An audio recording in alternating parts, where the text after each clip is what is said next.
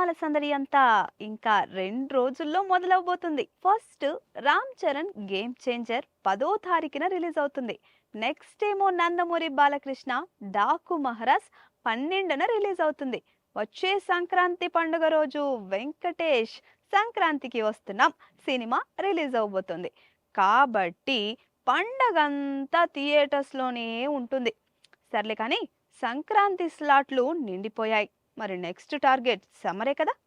ఇప్పటికే Chiranjeevi Vishwambhara pongal slot miss చేసుకుంది కాబట్టి సమ్మర్ ఎట్టి పరిస్థితుల్లోనూ మిస్ అవ్వదు.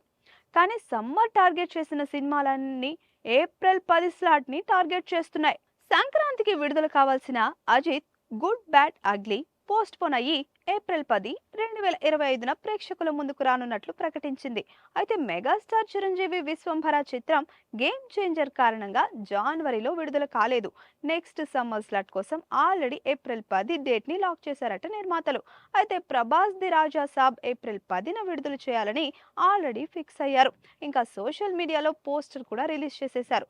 ఇంకో ఆసక్తికరమైన విషయం ఏంటి అంటే మైత్రి మూవీ మేకర్స్ అదే తేదీన సన్నీ డియోల్ జాట్ రిలీజ్ చేస్తోంది.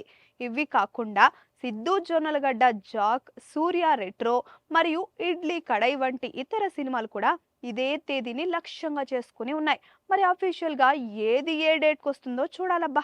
Please subscribe to the channel and download the Politicos app from the links in the description.